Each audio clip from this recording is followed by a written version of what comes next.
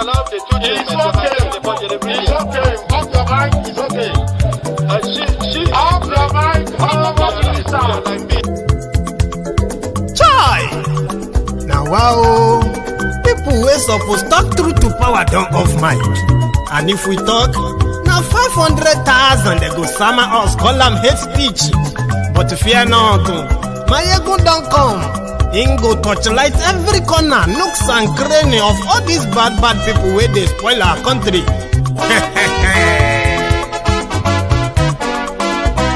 So my people make we laugh, oh, yo. My ego don't come, oh, yo. My people make we shout, oh, yo. My ego don't come, oh, yo. My ego don't come, man of the masses, oh, yo. My ego don't come, oh, yo.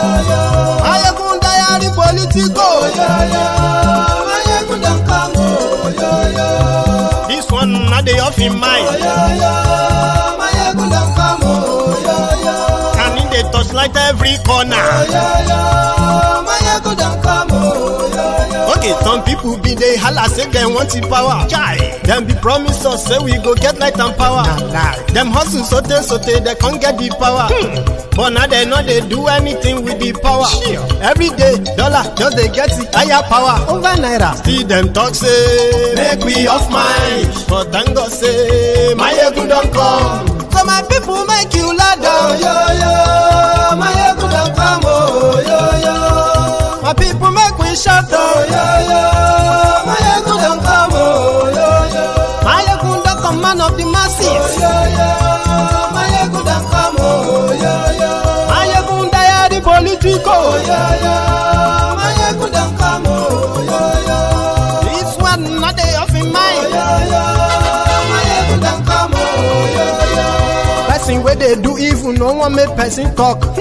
Them say that my yegun, that man too they talk. He too they talk. Say my yegun diary, he they hot like pepper. But every day then they take money in bulk. Woman picking, they the street they hawk. Still them talk say make we no talk. But thank God say my yegun don't come. So my people make you laugh, oh yo yo. My yegun don't come, oh yo yo. My people make you shout, oh yo yo. My yegun don't come, oh yo yo.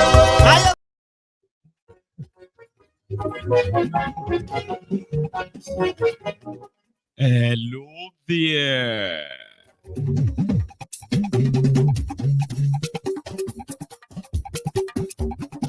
Mayegun la wa mo, la mo do.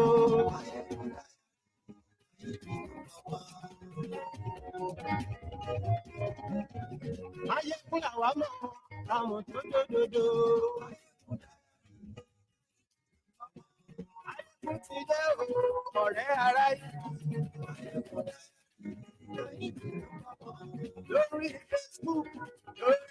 Good morning to you.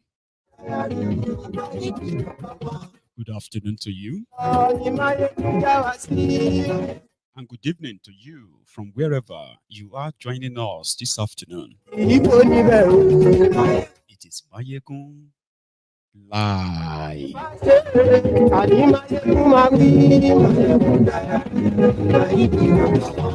Sorry, I'm practicing how to speak softly. Speak softly, like not so harsh. I'm practicing. Practicing that.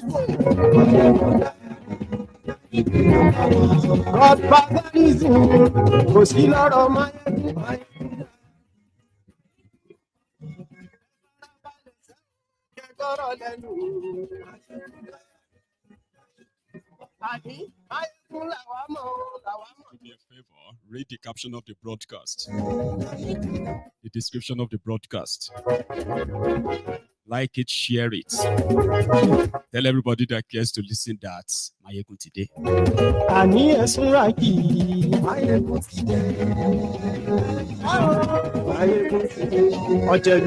miss you too.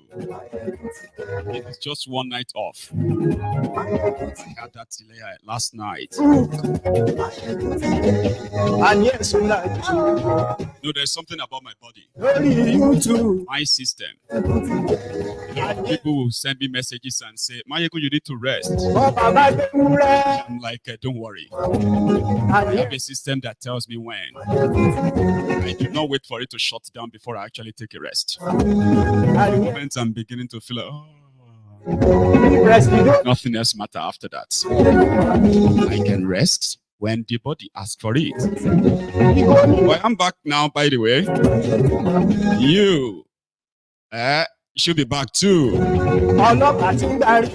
There is so much to unpack this afternoon and later this evening, so we're going to do it in two phases. The Ronukus, the Agbalagba Ronukus.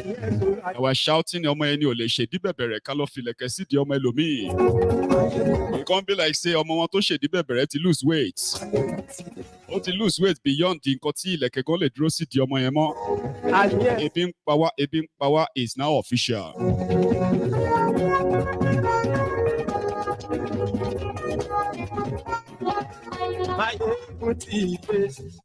Today.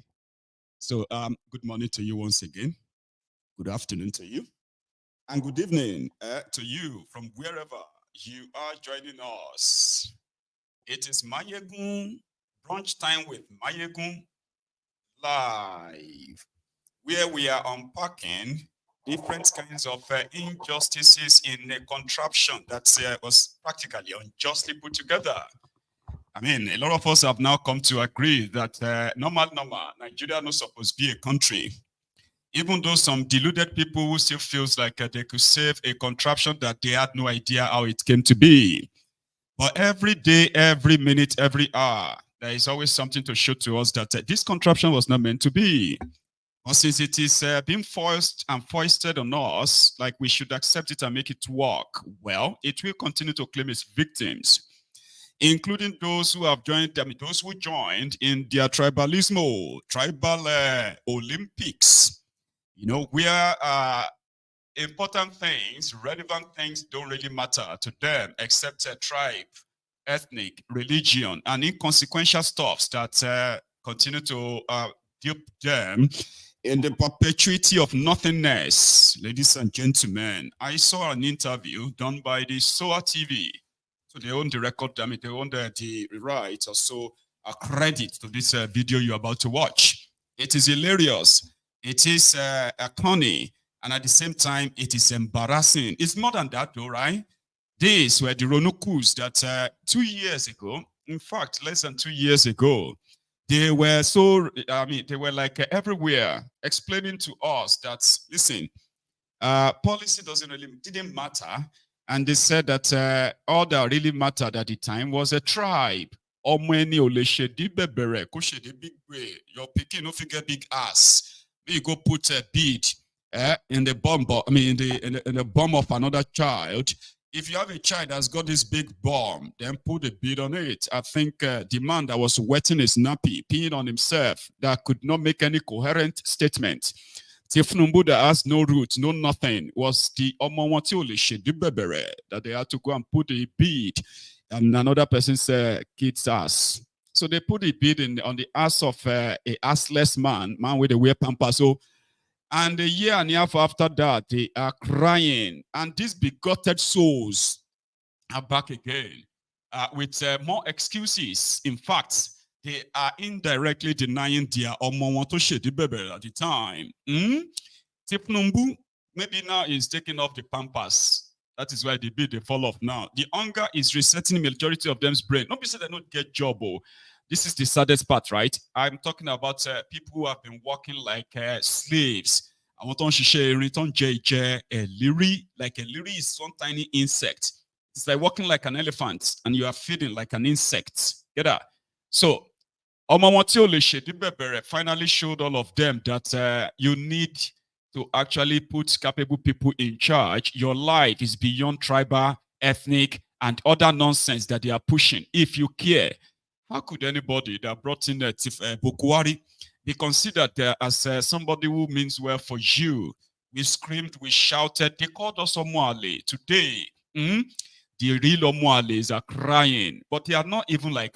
It doesn't seem that they have any remorse. So this particular video you're about to watch is that of some elderly Ronukus in Yoruba land who are now full of regrets. They regret that Tinubu no be Yoruba. They say Tinubu no be Yoruba is from Anambra. Nnewi to be precise. That Tinubu mama na from Oshogbo, from Oshun. They say in Papa na from Anambra. Same way they started the rhetoric, the rhetoric of Obasanjo's father is not Yoruba. Obasanjo is not Yoruba, blah, blah, blah, which was actually initiated by this Tinubu and his gang.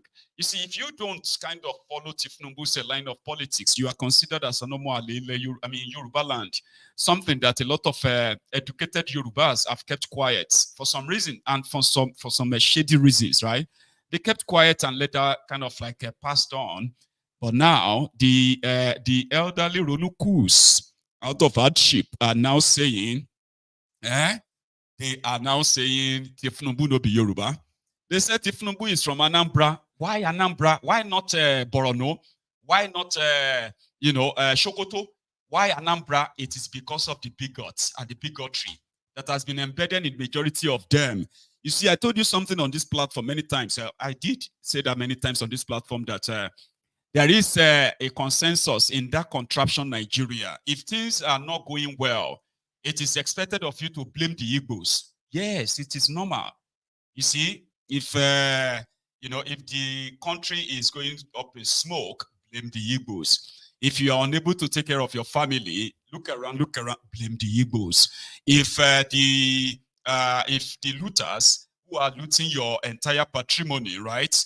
If you have nothing to actually, if you don't have the audacity to face them, don't worry, just look around and blame the Igbos. If the rain fails to fall, blame the Igbos.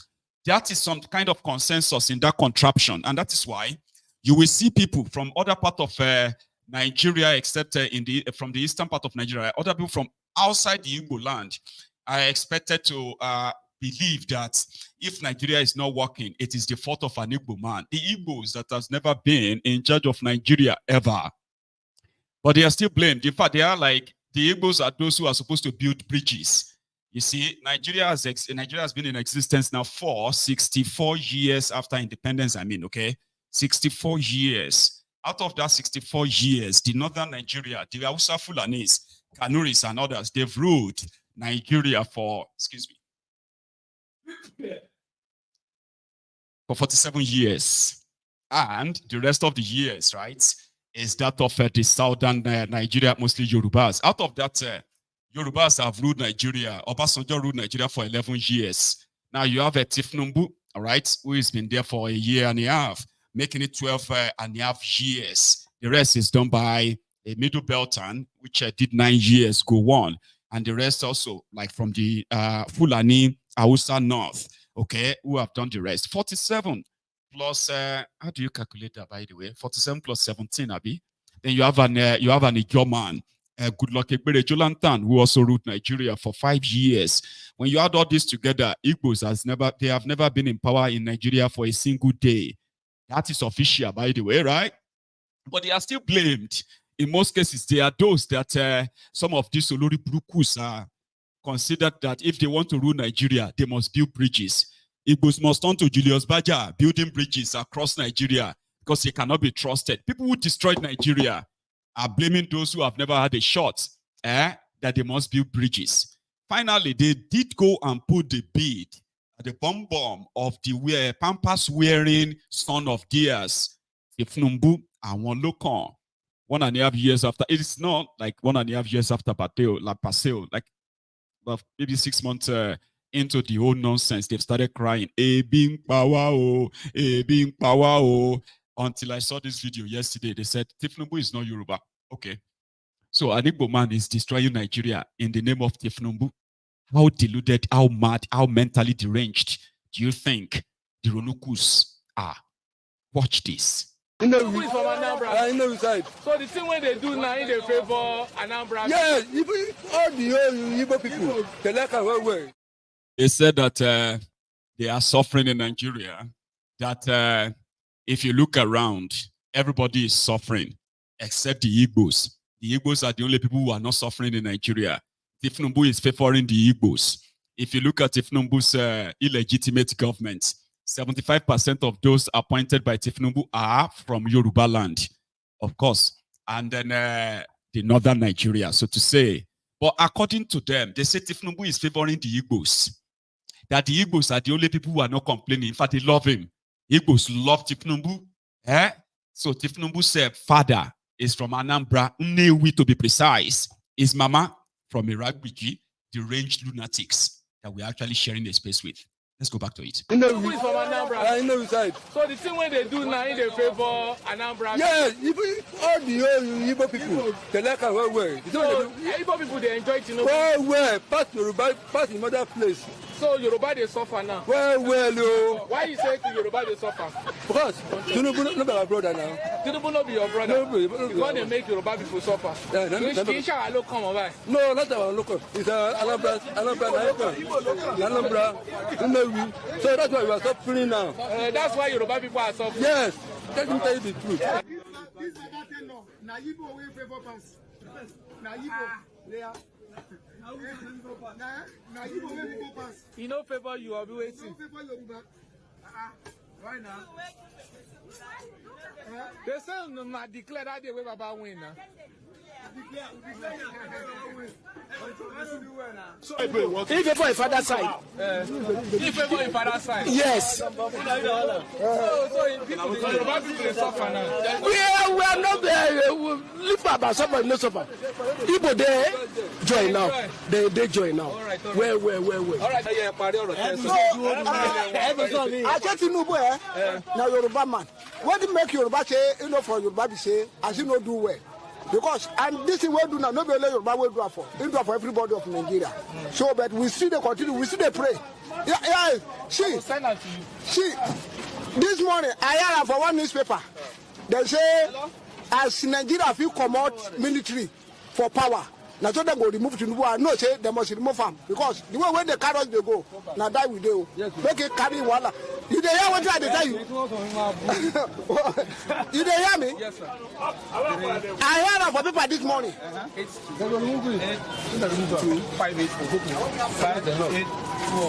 You are saying so? I heard that this morning say for paper, newspaper. They say the Nigeria will try to remove military in power. And then remove military for power. Now so that we used to remove Tinubu for power. I know say it must happen. Because if you continue like this, now die with you. My boy.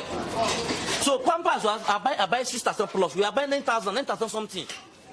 So for a married man now, Nigeria. It's difficult for a married man. Even if a single is single to marry now, you'll be afraid of us to marry. Say, I'm going to this kind of situation.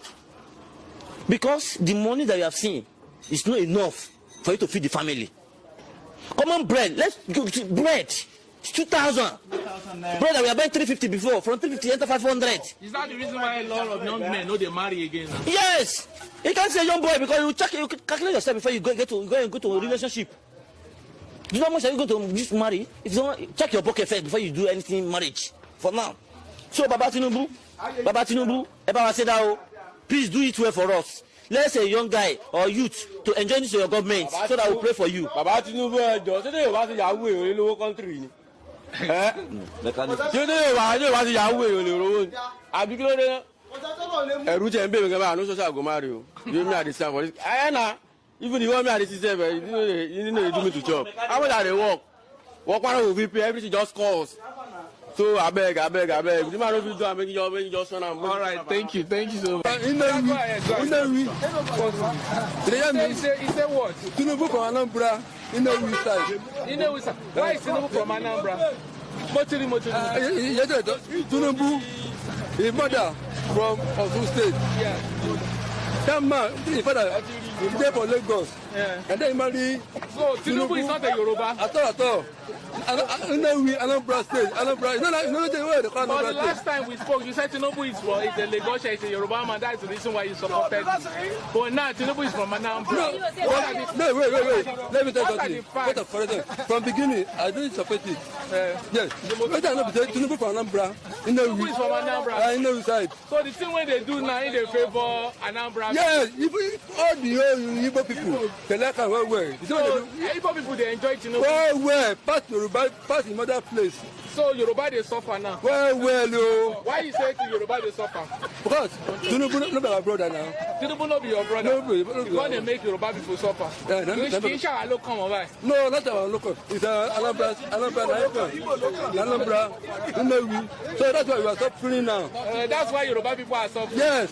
Let me tell you the truth. Yes, so Igbo people are enjoying Tinubu. They enjoy Tinubu regime now. Yes. He said the way they cry. He said the way Igbo people cry. Every day they laugh. Igbo people they rejoice now. Well. But what's happened to Yoruba now? I don't know.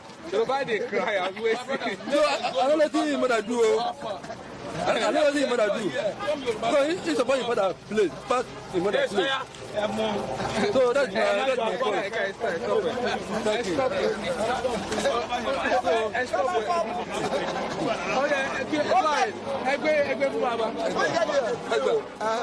He's saying that Tinubu is from Anambra. You know what thing? What thing I will make this man they deny Tinubu be say I did not do well. So Tinubu is a Yoruba man. He denied Tinubu. Tinubu is a Yoruba man. But me as Shadea, listen to me now.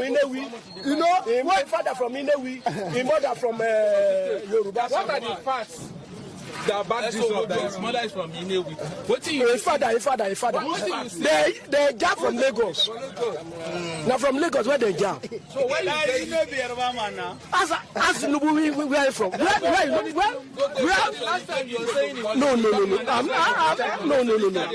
I'm not voting. Let me tell what is. Go ahead. Let me tell what is. I'm not voting for Tinubu. I'm not voting. Leave about voting or no voting. But the character now, if for this is government, for Igbo. If for a father side. If for a father side. Yes. So people suffer now. We are not there. Leave about somebody no suffer. People there join now. They join now. Well. All right, thank you, Malam. ẹni òfò ni ẹ ṣòfò láyé ẹ tún sí lálìkìyàmà ẹ̀yin rádaràda wọ̀nyí. ẹni òfò ni ẹ ṣòfò láyé ẹ tún sí lálìkìyàmà ẹ̀yin rádaràda wọ̀nyí. Because that's how it is. Obviously, they know that he's always claimed to be a Yoruba anyway. Okay, he's a Yoruba. However, using that's how they normally start. Because they are wondering, how come the Igbos are not complaining? Because to them, the Igbos they are not suffering like them.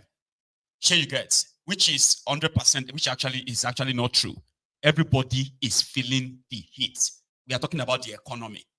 But how are the Igbos not complaining, or why are they not complaining? It's because they never expected anything from this thiefnubu. I mean, they are businessmen and women, Abi. Most of them that are especially those ones in the Southwest, they are mostly businessmen and women. So if you decide that your economy, if you make economic policies that makes their product or their businesses up to instead of going into extinction, for example, if you increase tariff, for example, an Igbo man doesn't have to complain. All he has to do is to make sure that if I pay you more on tariff, then I will increase the price of what I have to sell. Now the person will go buy and go pay, not me.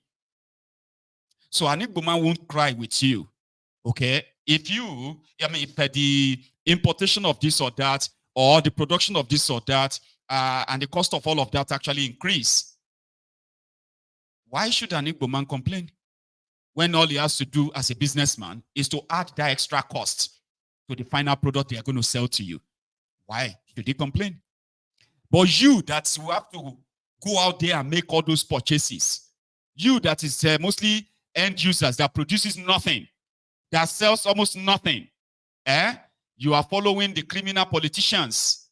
The criminal politicians who actually produces nothing as well, who have no idea of how to create wealth. They are there to promise you heaven and earth, but they won't tell you how they will achieve that.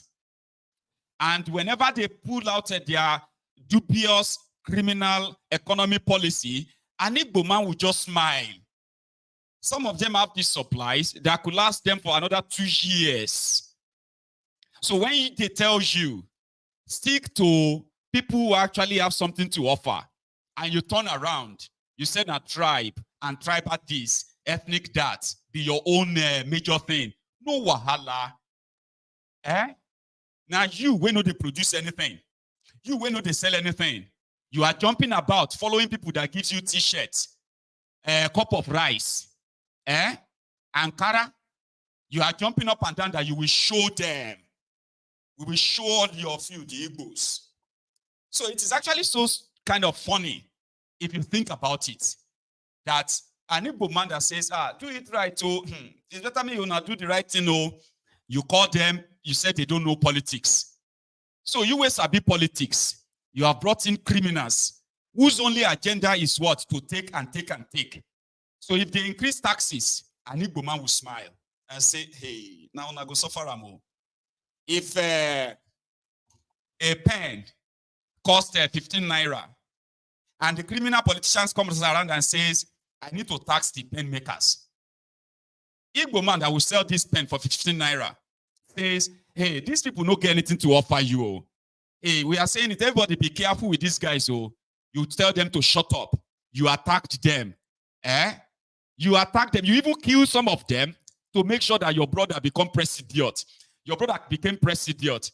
Impose tax on a pen. Pen that your children will use. Oh. Impose taxes on it. An Igbo man will pay the tax. Will pay the tariff. Come around and say, well, I'm going to sell this pen for 150 naira. Say, how can you be selling it for 150 naira? Is it not 15 naira we used to buy it? Say, well, if you can't buy it, leave it. Then you'll be forced to buy it because you need it. You will now be crying. Sorry, I need to kind of use money here. You'll be crying. Abi? You'll be like, how can you be selling this for 150 naira, But you will still pay. Igbo man will collect it and go back to his shop. From whatever it is there, from his profits, he will be able to pay for his own child's school fees. If he has any medical issue like anyone else, an Igbo man will be able to pay for his medical bills. He will be able to pay for all the things that some of you will have to complain and sweat for. But politicians will come around and tell you to hate on them. So now that your emilokan is there now biting you, you won't turn the table. Why are the Igbos not complaining? Why are the Igbos not protesting? Why should they protest with you? When they kind of felt like they should participate in choosing the right people, you call them names.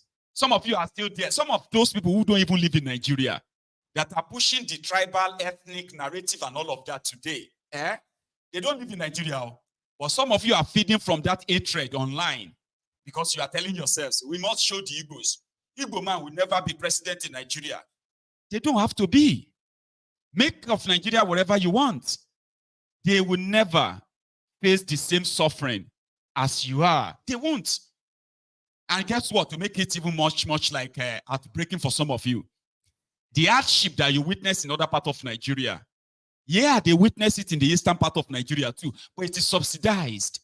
When you go to eastern part of Nigeria, the cost of medication is cheaper than what you are experiencing in other part of Nigeria. The cost of living that all of you are complaining about in other part of Nigeria is cheaper. It's not as if to say it's cheap per se, but when you begin to compare them, NBS, National Bureau of Statistics, Nigeria, they released the data. And from that data, they said, these have become costly. But if you go to eastern part of Nigeria today, they are not as costly or expensive as what you have to endure in a place where you even have seaport. Now for your place, seaport day. Now your place, international airport day. But yet, now for your place, the hardship is more stronger. So if you are still enjoying this, your tribal Olympic, enjoy them. Now just 16 months on a duo, which is almost a year and a half. You still have another 6 years and 8 months to go.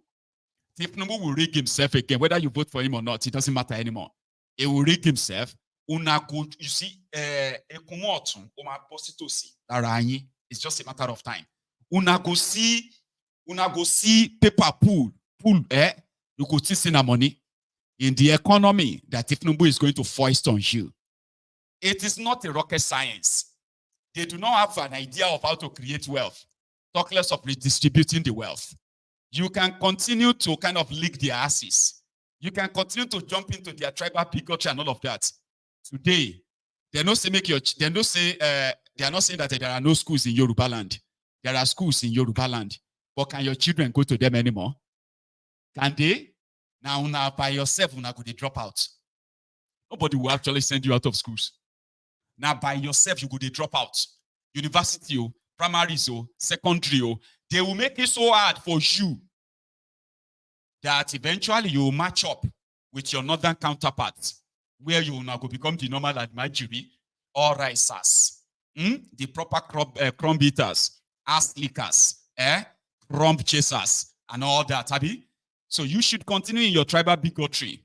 And it may be, to make you feel better, let us blame an Igbo man for why everything is tough. Why the Igbos are not complaining? Why the Igbos are not protesting? Why should they protest? Why? They tried to protest through your charade election. What did you do? You wanted them killed. You wanted them out of Yoruba land. Chase them away. They must leave Yoruba land. We want them to go against our leader. Whatever our leader, they can. Rabbi. This is just the beginning.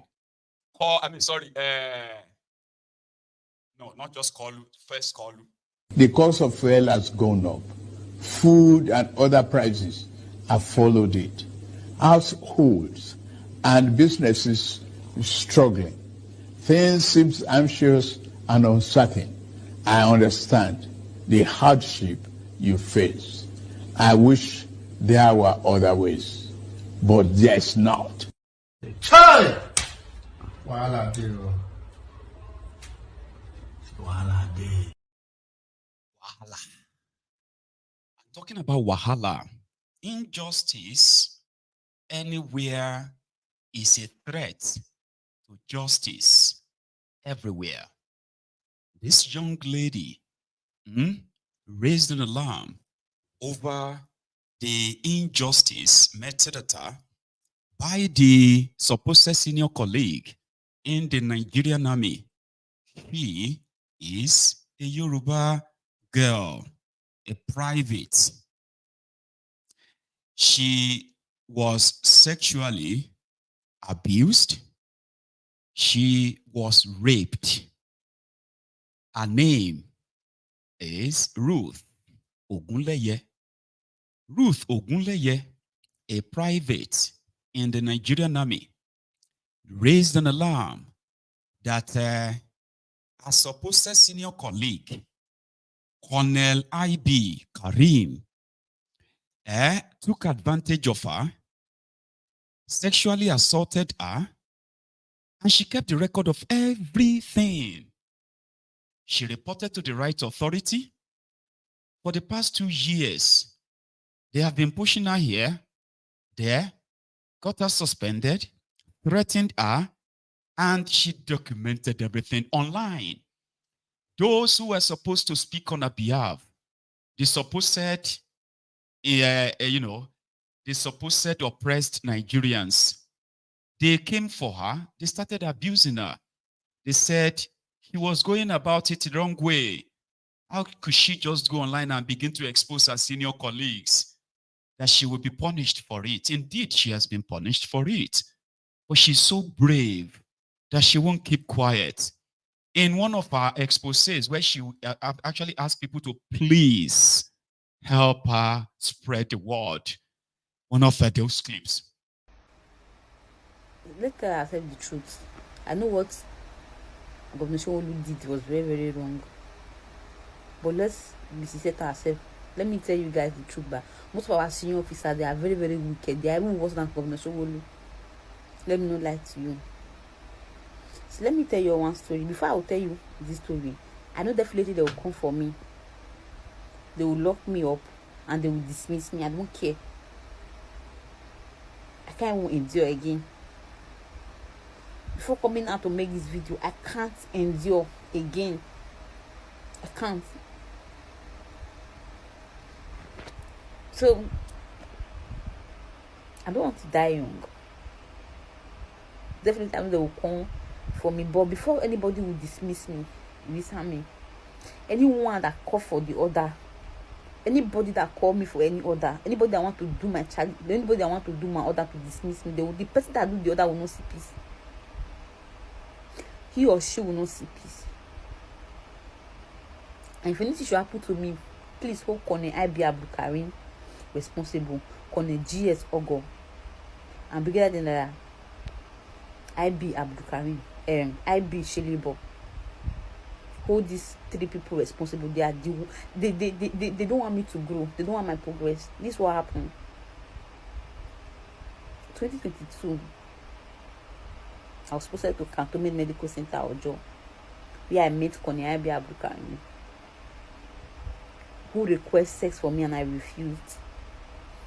Ever since then, this man has been my nightmare in the army. He threatened to dismiss me each time he see me.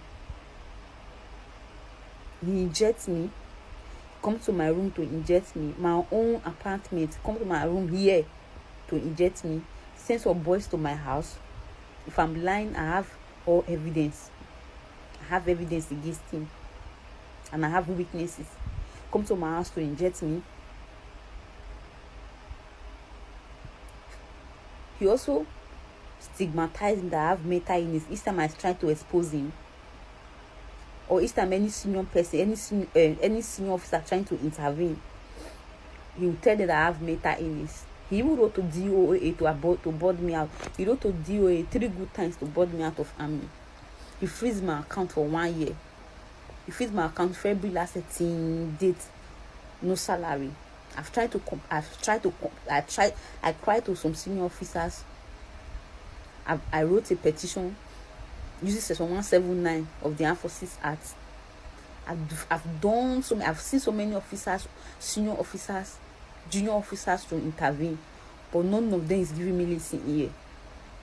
But and anyone who's trying to intervene, he will tell them I have mental illness. There's a day he locked me, he injected me, he almost raped me. When they caught him and he said I have mental illness, he took me to psychiatry hospital and he went to lock me up there. He locked me up there for 1 good month without any medication. He denied me access to military courses. And meanwhile, they know very well that my progression in the army determined my course attendance. No course. Now they've given me admission in medical school, they refuse to release me.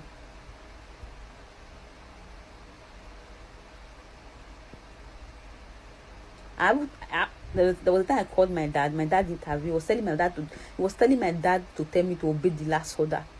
What was the last order? For him to sleep with me. Deny me everything. I can't even go on pass to see my parents. No pass, no leave for me. No leave. But please, and please, if anything to happen to me, please hold them responsible. Hold Colonel I.B Kareem responsible, especially Colonel I.B Kareem, Colonel G.S. Ogo, Brigadier General I.B Shelebo. Hold them responsible.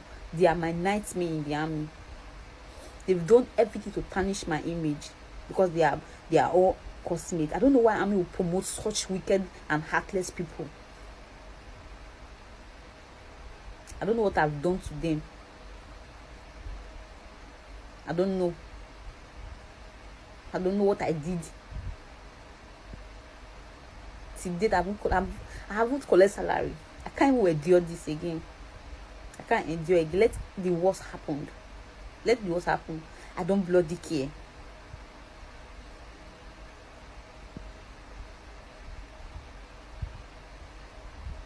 They're just going up and tarnishing my image. I can't go on pass. I can't go on leave. I can't do anything in the army. Telling the army to board me out of army. Nobody set a board. Before they will board any soldier out, there will be a BOI. No BOI. They just sent to army quarter to board me out. Sent to army quarter to freeze my account. With no just reason. I've seen most soldiers with one leg, with no leg at all, with no eyes, but they are still in the service. But they decide to board me out because they don't want me to expose them.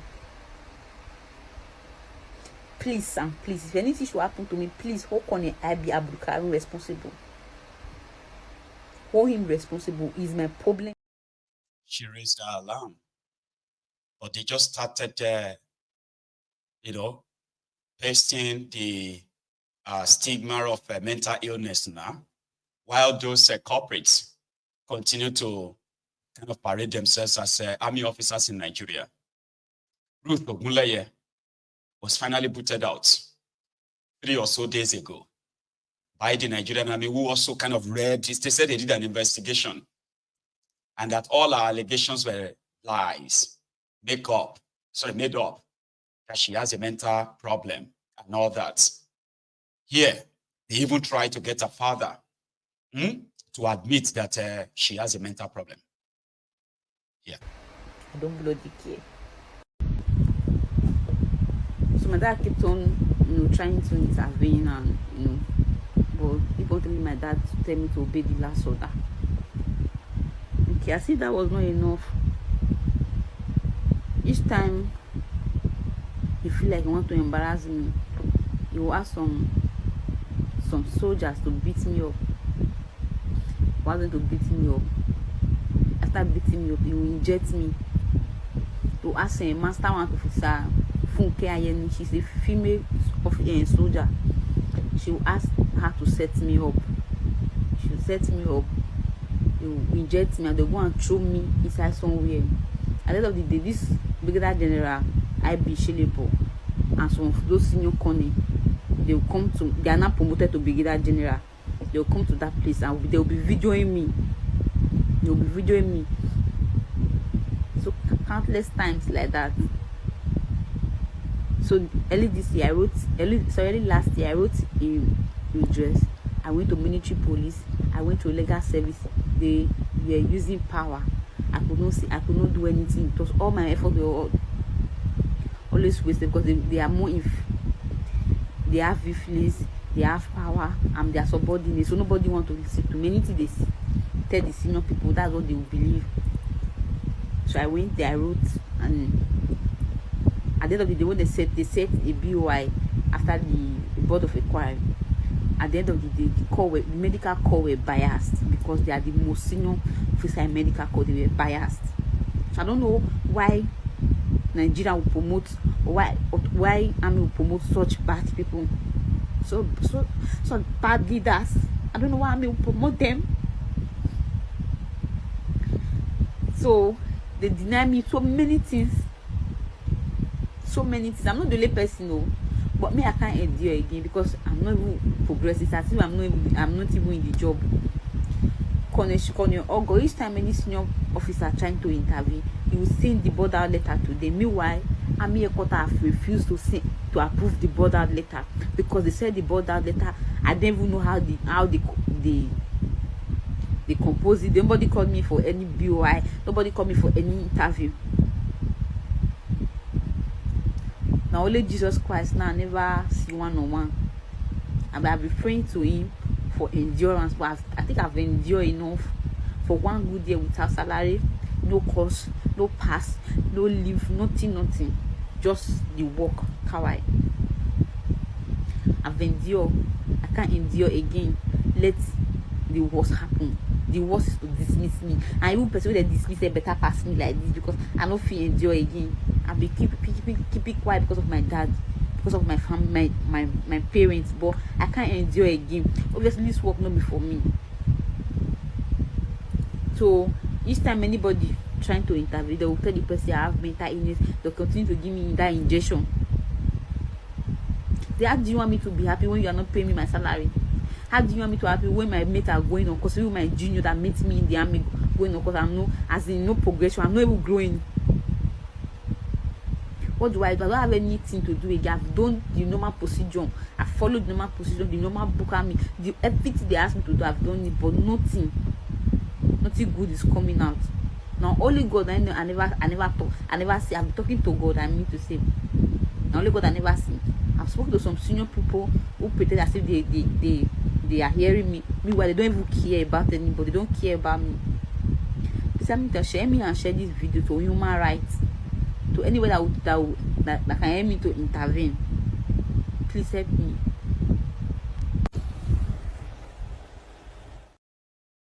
And she never got the help, unfortunately.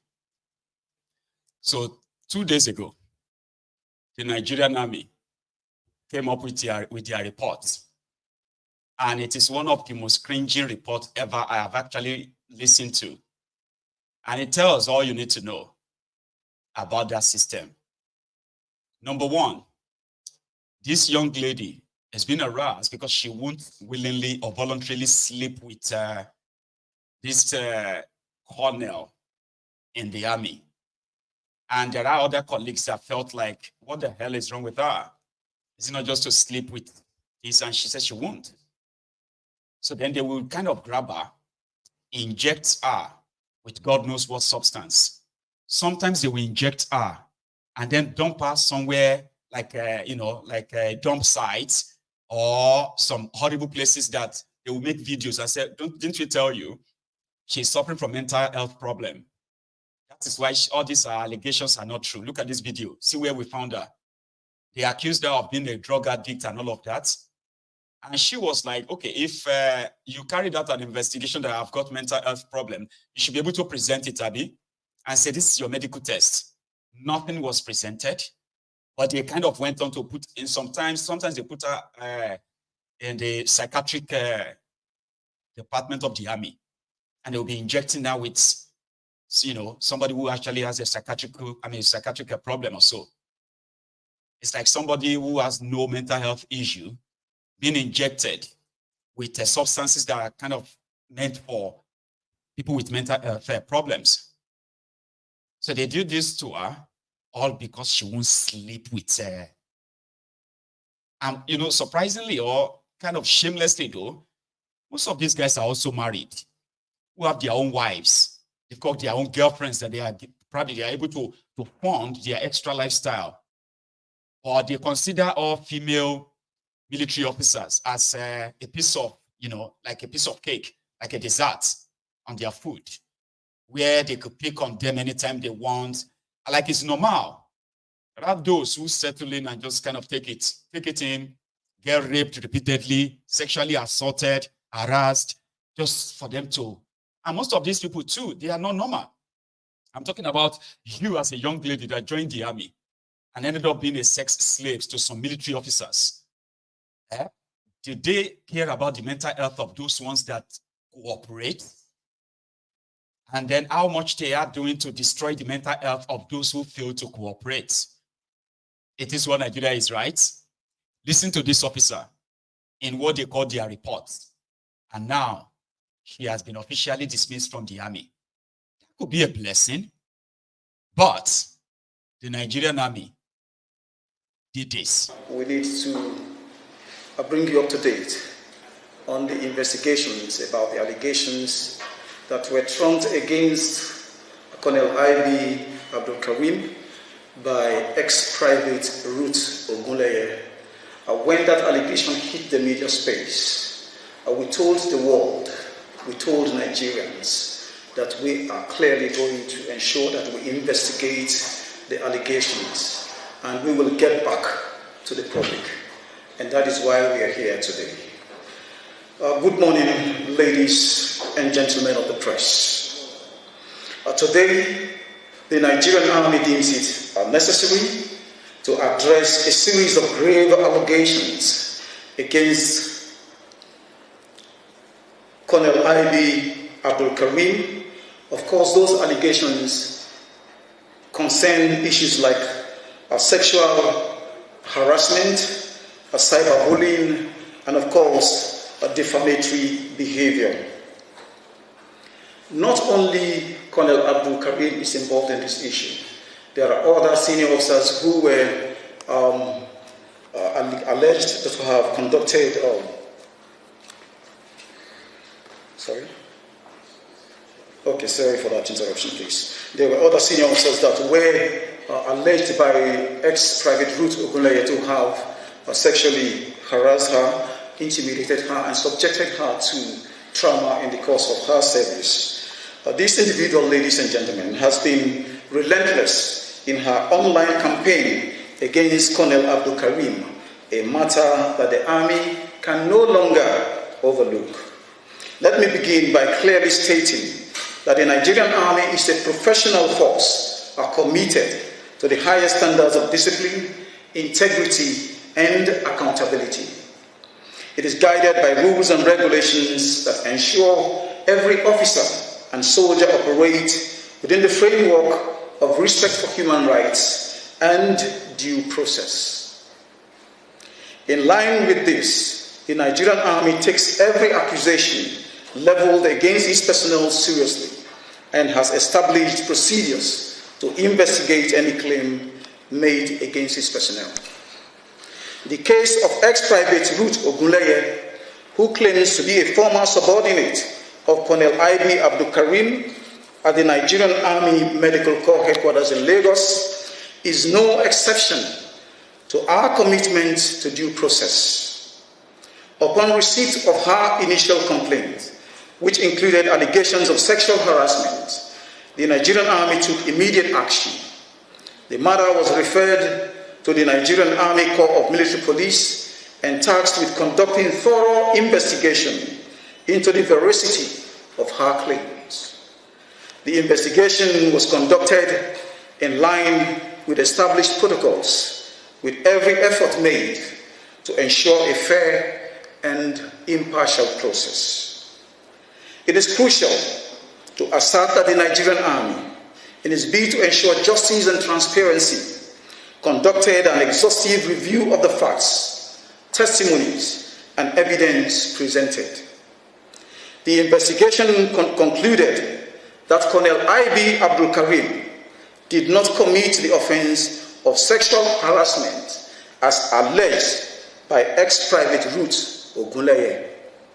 The findings were definitive and based on objective evaluation of the available information. The Army maintains that Colonel I.B Kareem is a disciplined, regimented, and firm officer who has upheld the values of the Nigerian Army throughout his service. Suffice to mention, ladies and gentlemen, that ex-Private Ruth Ogunleye had been recommended for discharge on medical grounds since 2022. But the Nigerian Army, being sympathetic to its own, thought it wise to give her the best medical treatment possible, stabilize her before discharging her into the wider society. Hence, while the Army was addressing the allegations of sexual harassment, further concerns about Ruth Ogunleye's conduct came to light. Her behavior, both online and offline, raised questions about her worsening mental health and emotional stability. Consequently, the Nigerian Army referred ex-Private Ruth Ogunleye for medical evaluation at the National Hospital in Abuja, following earlier assessments made by the Nigerian Army Medical Corps that suggested potential mental health concerns. This decision was taken to safeguard her well-being and to ensure that any action taken by the Nigerian Army was informed by a comprehensive understanding of her condition as advised by trained professionals. The medical evaluation confirmed that ex-Private Ruth Ogunleye was suffering from a condition that made her medically vulnerable. In light of this, the Nigerian Army, while fully capable of proceeding with disciplinary action for her acts of indiscipline and misconduct, opted to exercise compassion and leniency. Based on the medical report from the National Hospital and the advice of the Nigerian Army Medical Corps, the decision was made to shelve any disciplinary procedures that could have been brought against her. Instead, the Army prioritized her health, understanding that she was in no position to continue with military service. She was subsequently boarded and discharged from service. I will show you in the course of this briefing her discharge certificate. Further to this, ladies and gentlemen, though ex-Private Ruth did not serve up to pensionable years of service, which is 10 years, she has nonetheless been discharged from the Nigerian Army with 50% disability claim, meaning she will receive a 50% monthly pension for life. She has also been paid her terminal leave allowance and terminal parking allowance, as well as her contributions to Nigerian Army Welfare Insurance Scheme, also known as Nnewi, and Benevolent Fund, also known as BenFund. The payments were made on 14 August 2024 into her FCMB account. Her security department allowance for the period she served, which is 5 years, 54 days, has also been paid. The decision for her discharge, ladies and gentlemen, was reached following her rejection of offer of medical treatment either from the National Hospital and the Nigerian Army. Despite this, ex-Private Ruth Ogunleye has continued to propagate false narratives against Colonel I.B Kareem and other senior officers, using online platforms to engage in cyberbullying and defamation. This sustained campaign has become egregious misuse of her condition to garner attention, gain traffic on her social media handles, and disparage the reputation of the senior officers and the Nigerian Army in general. It is important to state unequivocally that the Nigerian Army will not tolerate the defamation of its officers, particularly when it is based on falsehood and driven by ulterior motives. While we remain empathetic, I believe that all of you watching this can easily deduce the cover-up, the lies, and all the nonsense from the nonsense this guy was spewing. Or you believe him. The lady said they stopped paying her from 2022. Suddenly, they actually offered, they said they offered her medical treatment in the National Hospital Abuja. Then they discharged her enough that they suddenly paid her a pension in August 2024. Not after, you know, this is like not after she's kind of began to expose them on social media. They became worried about their reputation, that they decided to go and cook the book and show that, oh, they were offering her help. He has these health problems, and they were trying to help her. She doesn't have the mental capacity to continue as a soldier. And the blah, the blah, the blah, the blah. I don't know if there's anybody here that believes any jargons that guy said. There is more to come up. And they went on to say, to protect their own, they are more interested in the supposed image, character of these rapists in the Nigerian Army, that they felt like are going on social media because the girl actually detailed everything with evidence. You get that? And she's asking the army to present the evidence of their investigation. So you get, like, don't just talk. You need to present. If you actually did any investigation, present them to the public. But they have nothing to present because there was no investigation done. The effort is to see to a cover-up. Now they started threatening her. In that same statement, he started threatening her that if she continues to talk about this issue in public, they will not tolerate that. Unequivocally. There is more.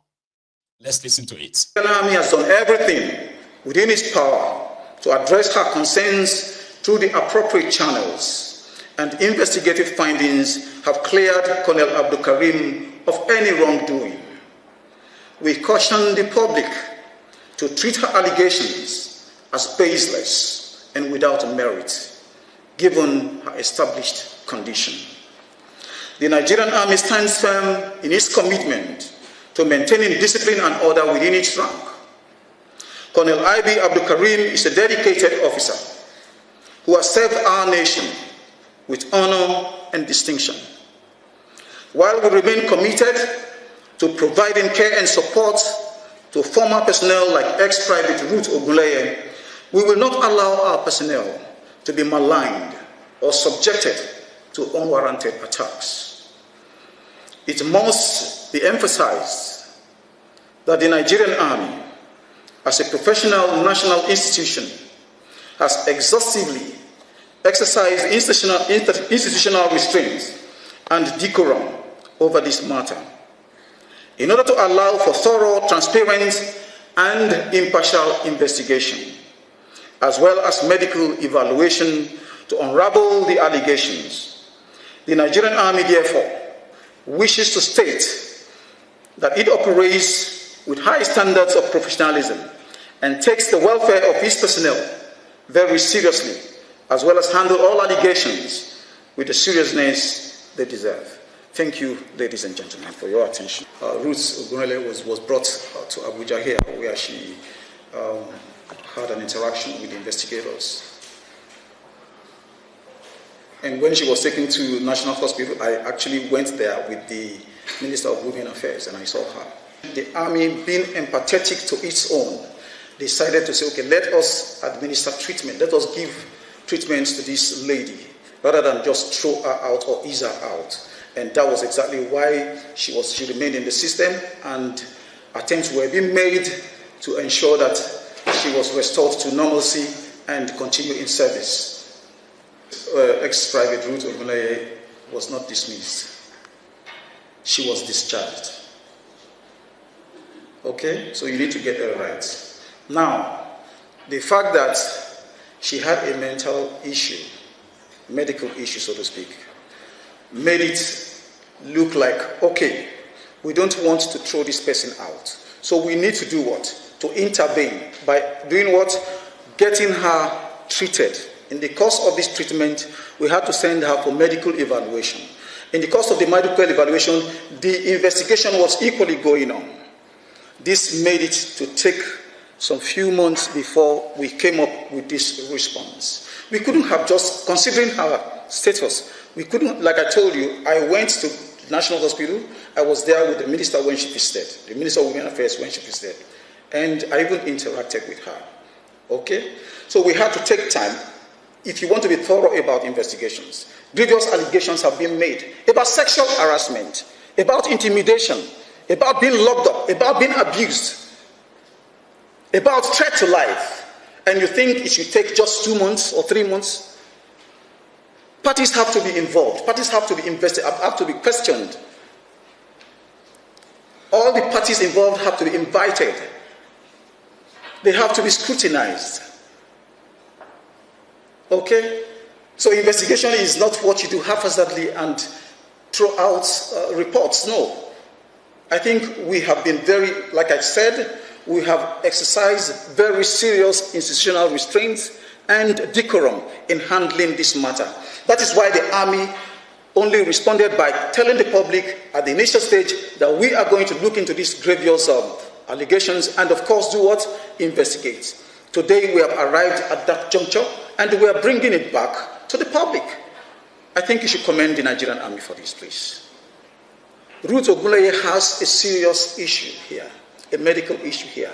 And we feel that as she being one of our own, we cannot just throw her out into the larger society. What do we have to do? We have to intervene. That was why we actually sent her for medical evaluation to an independent body, not in the Nigerian Army any longer. And that evaluation came up with a report. The military police report, investigation report also came up. That is why we are at this juncture today, to let Nigerians know the truth, the facts about this matter. Recall in the course of this press briefing, I mentioned that we considered her health situation.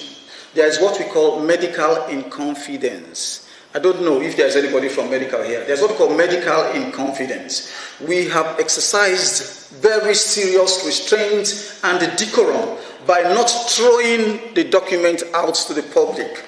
However, the National Hospital is a very well-known establishment to all of you. And if you want to conduct further investigation, please, you are free, you are at liberty to visit the National Hospital. We have conducted our investigations, and we have brought the findings of our investigation before this press briefing this morning. Established code of conduct, we have rules and regulations that guide personnel of the Nigerian Army. Once you commence your training at the Depot Nigerian Army as a soldier or at the Nigerian Defense Academy as an officer, you are exposed to those regulations, and you begin to imbibe them right from the onset of your training. So there is no soldier, there is no officer that does not understand the implications of sexual harassment or intimidation in the service.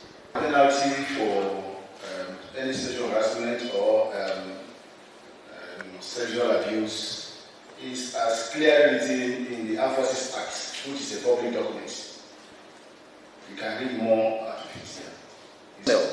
Ex-Private Ruth Ogunleye was never abandoned. If you listen to what I said, you will find out that we had intervened, ensuring that, okay, medically we tried to administer treatments, to give her treatments, we let her access treatments and all that. She had misinterpreted all that. Okay? And in the course of coming to the service, yes, she was okay, but while in the service, she became ill. We have had medical evacuations. Severally, many personnel have been flown overseas for treatment, even within this country. I recall that's ex-soldier, the late soldier, that was flown from Kaduna, brought to Abuja here. When I got to know about it, over 17 million was paid for his treatment. So the Nigerian Army, particularly the current leadership, had been very, very serious in intervening in the welfare of personnel, particularly when it concerns issues of medical conditions. ẹni òfò ni ẹ ṣòfò láyé ẹ tún sí lálìkìyàmọ ẹ̀yin rádaràda wọ̀nyí. ẹni òfò ni ẹ ṣòfò láyé ẹ tún sí lálìkìyàmọ ẹ̀yin rádaràda wọ̀nyí. He kept murmuring on mental health this, mental health that. The army cannot abandon his own. The army didn't just want to throw out there. The army it didn't mention anything. I didn't like the investigation they did. What was it about? To go and check if she has mental health problem or not. Let's even assume she has it. Does that now cancel the sexual assault, the sexual harassment that she suffered? Have you seen people who actually have mental breakdown because they are sexually abused, sexually harassed, raped? Or do you not know that people can have mental breakdown if they are sexually abused? So what investigation is he talking about? The investigation of if she has mental problem or she has any health issue? What led to that? Why is he so adamant in exonerating the rapists, the sexual assaulters in the army, the colonel and all of that? Why? What investigation is he talking about? Like which investigation is he talking about? Investigation about Ruth, not investigation about these military officers. But you can see through that. Ladies and gentlemen, the lady that they wanted to believe has mental issue was on AIT yesterday. Or was it yesterday or 2 nights ago? It doesn't really matter. But less than 48 hours ago, she was on AIT program where she kind of shed more light. This is not like the video she made and we all saw earlier. This time around, you be the judge. Here. Yesterday, the Nigerian Army had come out to say that the senior officers that were involved in this case are innocent and that you're suffering from mental issues or you're mentally unstable. But what is your own side of the story?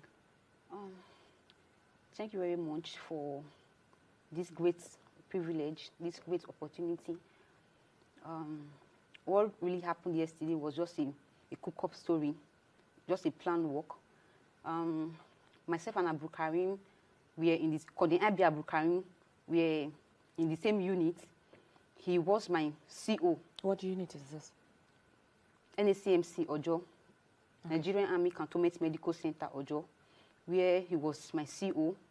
Colonel Abu Kareem asked me to sleep with him at Igbos Hotel at about 700 hours p.m. He asked me to sleep with him, which I refused. What day was this? On Sunday. On 27th February 2022. So he called me to sleep with him, which I was very, very surprised. And army is against it. In the army, it's called fraternization. It's a big offense in the army, which I refused to sleep with him because he's my superior. Ever since then, Colonel I.B Kareem will inject me with Lakati injection, put me inside caskets, popularly called body bag in the army. He will harass me, rape me, and at the end of the day, he will throw me inside psychiatric hospital to make it look as if what he is saying is true. So, hold on. Where does this rape happen and putting you in a body bag? When did all of this happen? And give me more details about it. This whole thing happened in our unit, Cantonment Medical Center, Ojo there. I have witness. Was this in his office? Or inside his office. Inside the office. With uniform. Most times he will instruct soldiers to pin me down while they give me Lakati injection. Most times he will point gun at me. Most times he will handcuff me and harass me sexually and still take a picture of me and send to some senior officer to make it look as if I am actually mad. Which I tried my best to write, to seek for redress. Sorry, I sought for redress. I went to legal service. I went to military police to report him. Was this after the first time or it had happened several times? Several times. He come to my house, sent soldiers to my house to harass me. Most times he will inject me inside his office, rape me. After raping me, he will still take video of me and send it to General I.B Kareem to make it look as if, because as at that time I was already complaining, seeking for intervention, begging some senior officers, people like General C.G. Musa, the current chief of defense staff. I told so many officers, I seek for redress, but nothing was done because he's my senior. Nobody was ready to give me a listening ear. So I exhausted all the procedures. I sought for redress using Section 179 of the Armed Forces, and nothing was done. Nobody believed me. After injecting me, he would strip me naked and throw me inside psychiatric hospital. And there, General I.B Kareem, Colonel Ogo will come there, they will be snapping me. They took picture of me, harassed me. Most times he denied me access to military course just because I refused to sleep with him. He denied me pass. I could not even see my family for years. He denied me pass. He denied me so many, many things in the army, that my welfare in the army. So, after exhausting, going to legal service to complain, and nothing was done. Going to military police to report, nothing was done because he's my superior. I'm his subordinate. I wrote a redress, and nothing was done. So I went to social media to complain on the 9th of January 2024, and the Minister of Women Affairs intervened, and the Nigerian Army promised Nigerians that they are going to carry they are going to carry out an investigation, which they did. So during the investigation, they took me to National Hospital. They took me to LDLA. At first, they took me to LDLA just to check to know if I abuse substance, and they took me to National Hospital for medical evaluation, and the result turned out to be negative. And the Minister of Women Affairs requested me to write a voluntary letter, which I did. I submitted my voluntary letter to the Minister of Women Affairs, and she forwarded it to the Chief of Army Staff, and the Chief of Army Staff approved it. So, what you're telling me now is that the army did not on its own discharge you? No. I wrote a discharge that I lost interest because of the inhuman treatment they did to me. The army also accused you of being mentally unstable. Are you mentally unstable? No. I'm perfectly okay. It was just a cook-up story. Because during the course of that investigation, the Nigerian Army took me to National Hospital for medical evaluation, which turned out to be negative. That everything Colonel I.B Kareem is just an allegation against me. Did you see the result that was sent to the Chief of Army Staff? Yes. As a patient, I have every right to ask my doctor and they told me that they could not diagnose me. Okay. They couldn't diagnose me. Okay. So thereafter, the army called me that they've approved my discharge. Unknown to me that I wasn't aware. It was a cook-up story. Like the Chief of Army Staff called me on his own, and he told me that I should not worry, that I should just cooperate with them, that they are going to sort me and they are going to pay me off. So in the army, I served 5 years with the army. I only served 5 years, and I'm not eligible for pension because they boarded me out. That is where I was qualified for pension. And before one can be boarded out of the army, there are procedures. They will call you for interview. They will call a psychiatrist to check your mental state. There will be units RSM. There will be people will be there. There will be a board set up because of as a BOI set up because of that shoulder to know if the shoulder is still fit to continue with the job. In my own case, nothing like that. So they did that to compensate me because of what I.B Kareem did to me. So before you go forward, why did you on your own decide to leave the army? I know my life was at risk, and the job, I lost interest in the job because there is a lot of malice in the job. Your juniors, younger ones they don't give their younger ones to speak. You don't have every right to speak. Even when your junior is misbehaving your senior is misbehaving to you, they don't listen to their subordinates.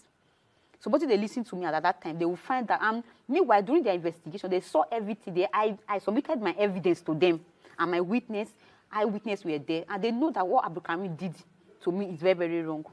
So I'm very, very surprised that they still come online and cook up a story just to make me look as if I'm a man, that is just to tell the whole wide world that I'm a mad person. I'm not a mad person. The investigation, the medical report that was during the medical evaluation that was carried out in National Hospital turned out negative. They could not diagnose me. Okay, so you said you decided on your own to leave the army because of the inhumane treatment. Yes. Yesterday. I have a question. At least this public square now, okay? So those of you who are part of this broadcast and watching this from wherever you are watching from, could you, in all honesty, I know you are not medical doctors or whatever, okay? Could you, in all honesty, say that lady has a mental a problem, that she's not coordinated, incoherent, and you couldn't make sense out of what she's saying, enough to say maybe she actually has a mental problem? Could anybody, in all honesty, say that here, right now? Listen, I know you are not a doctor, okay? But at least she confirmed there that they carried out a mental evaluation, medical assessment at the National Hospital, Abuja. And the reports or the results of that came out to say that she could not be diagnosed of anything that has to do with a mental health problem. But the Nigerian Army came out, continued to talk about mental health. And they kept repeating that and repeating that, as if to say that was enough to justify the rape of this young woman.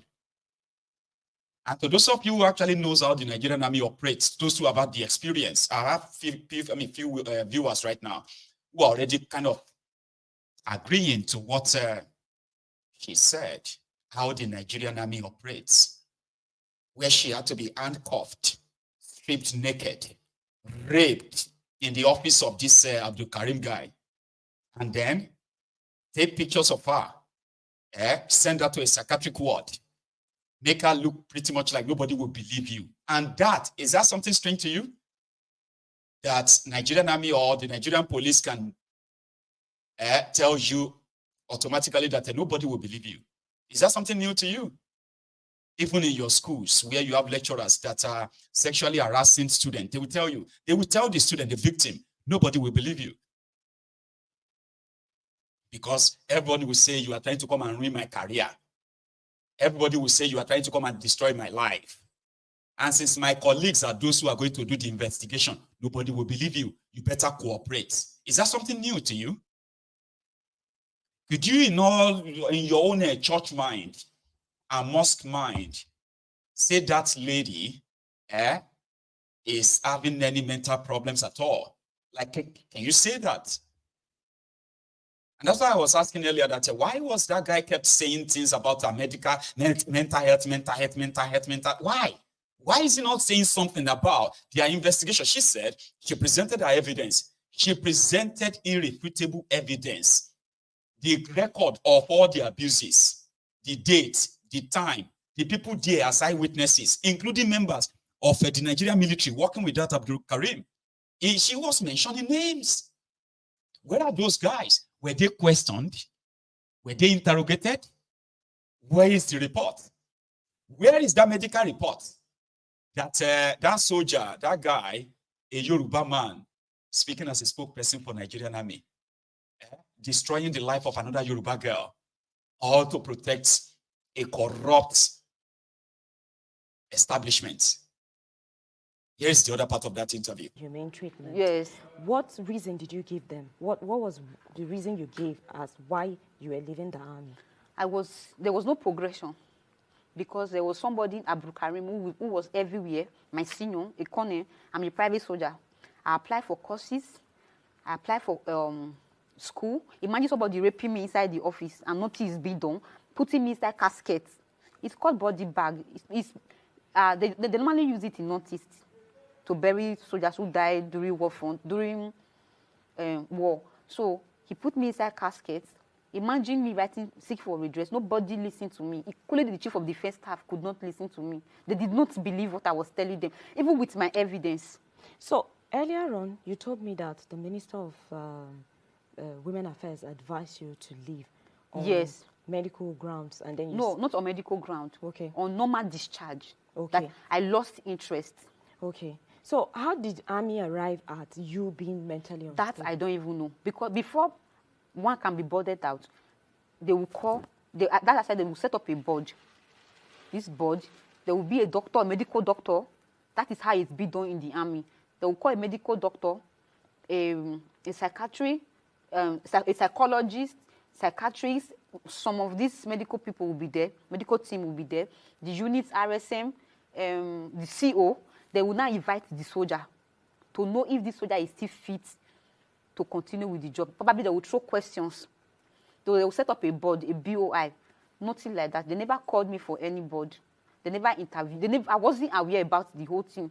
It was just a cook-up, just to, I was very surprised yesterday. I received my news flying up and down that the Army discharged me. Army never discharged me. It was the Minister of Women Affairs that requested me to leave the Army, which I wrote a handwritten letter. What do they call it? Voluntary discharge. I wrote a letter that I'm not interested, that I've lost interest in the job. So there was nothing like discharge anywhere. They never discharged me from the Army. Okay. It was just a frame-up. They just gang up against me for no just reason, trying to cover up for Colonel I.B Kareem. Now, you also told me that there was the part where you talked about the issue of the health certificate and that your father was saying they were going to use that against you. Can you? Yes. When after their investigation, so they ROT me back to my unit where I serve. So where they later called me that I've been discharged from the Army. Like because I wrote a handwritten discharge that I'm not interested again. So I wasn't aware it was even board, because before they would board me as I must be there. There must be an interview between me and those people boarding me out. So I'm not aware. So it was when I went, they called me from national pension board that I should come for pension. I was very, very surprised that I'm not eligible for pension. Why are they calling me for pension? So when I got there, and I saw that they gave me 50% disability, that I'm not mentally stable. I asked questions. I told them I'm not going to sign this form because they are going to use it against me. And immediately they gave me the certificate and I sent it to my dad, to the Minister of Women and Family. My dad said they will use it against me. And true, they used it against me yesterday. I'm telling the whole wide world that I was discharged from the army. I was not discharged. I seek. You voluntarily asked? I voluntarily asked them to discharge me, that I lost interest because of the inhuman treatment, because they don't listen to their subordinates. The oppression is too much in the army, man. Are you scared for your life? So Major General Onyema is after my life. Sending people to unalive me. So the army and every year they are looking for a way to kill me. I actually. How did you know this? I came to Abuja a few weeks ago to the Human Rights Brekete office to seek for justice for what Abu Kareem did and what the army did to me. At the end of the day, Major General Onyema instructed the Brekete to stay clear from the case. So that's how the whole issue started. So that's what triggered this whole thing. That's how they come online to make me look as if I'm not mentally stable, just to shut me up. Okay. Have any lawyer or any human rights organization shown interest in your case? Yesterday, some lawyers reached out to me and they told me that they were interested in the case. So I will see how to get or to see them. I haven't seen them, so they just told me that they are interested. I should call them and tell them what happened. We probably will meet and explain how the whole thing happens. Okay, so now you're saying that what Army is saying or what they said yesterday is not true. So what do you want? I want justice. I want justice. Before coming online to lay an allegation on senior officers, I have evidence to back whatever I'm saying up. And which I submitted my evidence to them, witness to them. I made the investigation and they find out that all what I said was truth. So coming outside yesterday, telling the whole world that I am mad, it's a lie. They should bring out my medical report. The National Hospital is here. They did medical evaluation and they could not even diagnose me. So I don't have any mental record. So I don't know where the whole thing come from. They just a plan work. I don't know. Okay, so after the first time that this incident happened, did you take it to, did you report it, the very first time that he tried to rape you or that he tried to harass you? Yes, I reported. Because you said that it happened several times. Several times. In my call, in the Nigerian Army medical corps, the Colonel I.B Kareem, and they are the most senior officers in the medical corps, though he lost promotion. So his mate are brigadier generals. They are the most senior officers in medical corps. But he has connection, and their classmates are all the people holding appointment in the medical corps. So if I report to this person, Colonel I.B Kareem will look for a way to. Okay, so your final word on this incident? I want Nigerians to intervene, and I need an open investigation. I need justice. That is all I want. Humane treatment? Yes. What reason? The only thing I see in her is the trauma.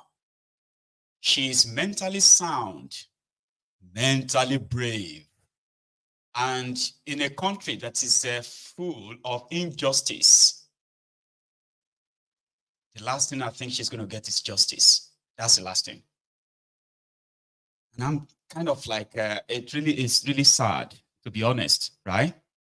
That there are those who are going through similar things that she's been through, who never had the courage to come out and speak out, just like her. And I'm grateful, I'm so grateful that she is that courageous. And yeah, whether they give her justice or not, we can tell what the truth is, so, right? And I actually really wish she gets the justice. But how do you get justice from an unjust place where the entire establishment is backing rapists, covering them up, giving them promotion? In a doomed country like that of Nigeria. It's an unfortunate place. And that's why I remember telling people that, why do you have to go and sign up to be a soldier in Nigerian Army? Why do you want to do that? Gone are the days when they will say, oh, a Nigerian soldier is signing up to defend the territorial integrity of his or her fatherland, who kind of still keep that lie? What is there to defend about that contraption anyway? Why would any sane person put their lives on the line to say they want to go and defend the contraption called Nigeria? The one they've made mess of, where all institutions have become so compromised. So compromised that in Nigeria, they blame the victims. I don't know if you know that. It's called the victim blaming. People would say, why don't you just keep quiet? What is all this? Why don't you just keep it to yourself? If you come out to actually raise alarm on the bad behavior, rather than go after the people who have committed the wrongs, Nigerians will blame you. In fact, they will threaten you, which is what they have done to her. But she's sort of brave it on, and she kept forging on, and that's something that I actually admire. See what happened between Bobrisky and the very dark man at the expose that you saw yesterday, where Bobrisky said his own godfather said he won't spend a day in jail. And in a recorded voice, it wasn't even like a very dark man saying it. He played the audio where Bobrisky was actually telling people. There are other videos, there are other audios from the same Bobrisky where he was serving his supposed 6 months jail. A guy that was being investigated for money laundering. Money laundering means some people are actually moving money illegally through a banking or whatever system. So she paid a bribe of 15 million naira to EFCC, another institution that was supposed to be, arresting those who violate economic laws, the economic saboteurs. So they found Bobrisky as one of those being used for money laundering. They wrote her, and she was to be arrested and prosecuted for money laundering. Then the same EFCC guys asked him to pay them a bribe. 15 million naira was forwarded to them to remove the money laundering from their investigation. Then they went on to convict her for defacing the naira. Now it was time for her to go to jail. It was time for him to go to jail. Then another thing happened. The Comptroller General of the prison in Nigeria was called, and an apartment was rented for her, for him. God, man, it's confusing, right? Sorry. For him. And she bragged about it. And a recorded voice call was played by VDM where names were mentioned. Bobrisky mentioned names. And guess who they are coming for? Very Dark Man. Very Dark Man was written by this guy, Pause, threatened him. I give you 24 hours to apologize to me for trying to say this, that. I am happy that people have responded. I actually I like this guy. I don't think I'm going to change liking him, but he wrote a letter threatening the man that exposed the corrupt system you have in Nigeria, threatening him through his father's chamber, Falano and Falano. He didn't write Bobrisky that, how dare you go and tell somebody in that your audio that myself and my father were trying to clear your name from the convict's record, get you presidential this or that. It was Bobrisky who said it, not Very Dark Man. But guess who they were threatening? Very Dark Man. I'm glad that people responded to say, to hell with you and your whatever threats. Defamation or no defamation, if you have anybody that defames you, it should be Bobrisky, not Very Dark Man.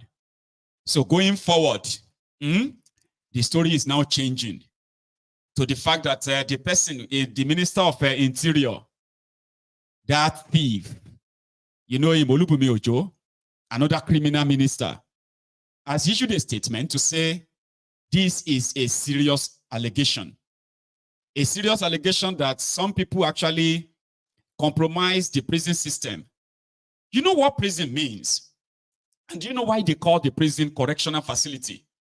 If I do something wrong and I am sent to prison, it is for me to reflect on my actions in life. If I've done something wrong that got me convicted, I am not supposed to go to a special prison. Nigeria is such a useless place, a crime scene, that you can get a VIP prison in Nigeria. It is so popular. Okay? If you do not want to go to the main prison, they can get you a VIP where you can just be living like somebody who is on holiday in Nigeria. Nigerian prison system allow that. So there is nothing correctional about Nigerian prison if you have money. But the confusing part is this. Bobrisky said he never entered any prison. He was rather living in a rented flat close to the prison. When he came out of that prison, he never looked like somebody who went to prison, of course. So when Very Dark Man said people should speak out, EFCC should speak out, the Falano and Falanos, they must speak out too. Now, Pause, who wrote that letter of, I give you 24 hours. In this letter, Force did not deny knowing Bobrisky. You remember I said something yesterday, I said, you see, Falanos are lawyers. They would defend murderers. They would defend any kind of criminals. It's their job. And that does not make them culprits in anything. If you pay their price, if you pay them what they want, they will defend you. It doesn't really matter. When thiefnubu's certificate forgery came up, it was Femi Falana that defended him.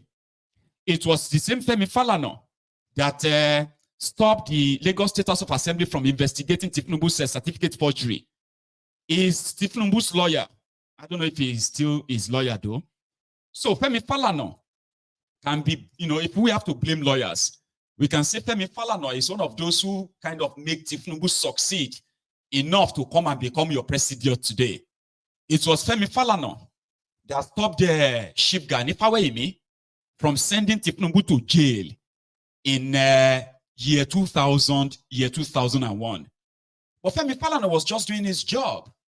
So if somebody mentioned him and said, Femi Falana demanded for money to help clear his name as an ex-convict, get him a presidential pardon, and if that happened to be a lie, the letter that Force wrote to threaten the Very Dark Man should have been written to Bobrisky and say, what the hell are you talking about? But guess what? Force actually admitted that indeed Bobrisky contacted him and solicited for 3 million naira loan, which he denied. He rejected because he didn't have any money to give to Bobrisky. Bobrisky said all this money he was asking people to give him, they were he was going to use the money to bribe the EFCC, the prison officials, and the rest. That's how the names of Falana and his son came into the conversation. Okay? But guess who they were threatening? The man that exposed them. And there are Nigerians already who are already jumping up and down. This Very Dark Man, they must teach him a lesson. How dare you go and mention Femi Falana? How dare you want to And I think that Falanos were feeling cool. They were feeling so powerful until they realized that this is not 1999. It is actually not year 2000 or 2010. This is year 2024. All of you who kind of enjoy to flaunt this your influence, sometimes you will shoot yourself in the foot. And that's exactly what they did. So this 24 hours warning, they really last that 24 hours before they realize it's actually empty threat. Or again, the foolish Nigerians, the oppressed Nigerians, the moron Nigerians who actually love their oppressors anyway, who were calling for a supposed harassment of a Very Dark Man that they don't like. So to say, last night, the same Very Dark Man said he had a cat with a Force. I am not defaming you. I am just so shocked that you are involved in subverting the cause of justice, despite the fact that we all condemn this criminal system that you have in Nigeria, these criminal politicians, this oppressive regime you have in Nigeria, it's just so shocking that somehow, behind the scene, you guys could be helping to subvert the same justice system. How? So, according to him, he had this chat last night, which didn't go well. All right.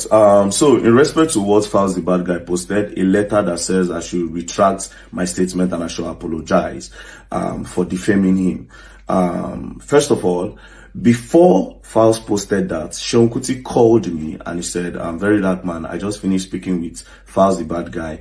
I want you to call him. I'll send you his number. I want you to call him so that you guys can talk." You know, and I said, "Egbon, I don't want to talk to Falz." Then he said, "No, you need to hear what he wants to say," you know. And then I sent Falz a message. We got on a call, and then when we got on the call, then he said he wasn't happy. Then I said, "How far?" Then he started talking, you know. I said, he said he started talking about defamation, that he wasn't happy. Then I said, "Falz, I thought you're calling me to tell me your own side of the story so that I will know what's up, you know, but I don't understand what's going on now." So at a point in the conversation, I felt like Falz was recording me, you know, and then I said, "Falz, I feel like you're recording me. I feel like you're trying to get evidence from me or trying to make me say something so that you can hold me by my wrist, you know." And then when I said it, he could not defend that, you know. Then he went on saying things like, "Since you know me on social media or my family, have you ever heard anything negative about myself or my father?" I said, "I have never heard anything negative about your father, Femi Falana. However, you yourself have heard something negative about you." Then he said, "What have you heard about me?" Then I said, "My bro, it is for my own consumption and not for me to tell you, you know." So it was almost as if he was trying to pick my brain to know what I know and the length of things that I know. Well, anyways, that's by the way. Then the whole conversation ended up with me telling Falz that, "Thank God you are a lawyer, so you will not need to pay a lawyer to stand for you in court. But as for me, I did not defame you, and I'm standing that I did not defame you. So I will see you in court." That's number one. Number two, I did not read what Falz posted until later. And then when I read what Falz posted, I said, wait a minute. Bobrisky is saying that the voice call was fake. And now Falz is confirming that Bobrisky, they actually had a call. Do you understand? The only difference is that he's saying that Bobrisky was the one that called him, while Bobrisky is saying that it's Falz that called him. Falz is saying Bobrisky has seen for 3 million. Bobrisky is saying that Falz said he should pay a lawyer with his father 10 million naira. Do you understand? Now, what I expect Falz to do, instead of addressing that letter to me, I expected you to address that letter to Bobrisky, requesting that he should clear your name off that voice call, and he should clear Uncle Falana's name off that call, not you coming for me. Do you understand? I wasn't the one in the record. Do you understand? My reason for posting that is to expose corruption. The corruption that states that Bobrisky used his mouth to say that instead of taking him to prison, that they took him to a private lodge. That EFCC collected 15 million naira from him to drop an allegation and to drop a charges that said he laundered money. Do you understand? And inside all this thing is calling your name, and you are sending a letter to me. I would expect you to send that letter to Bobrisky. Do you understand? To be very honest, I did not defame Falz and Uncle Femi Falana. Now, that's on the side. Now, as it stands like this, I am standing my ground to say, I still want to know what went down. Because going back to everything now, I saw there's a picture of Bobrisky online where he carried luggage. You dey go prison, you carry luggage. Secondly, who gave Bobrisky a phone to make call inside prison? Because they don't lock me up before. They remand me for Kuje prison now.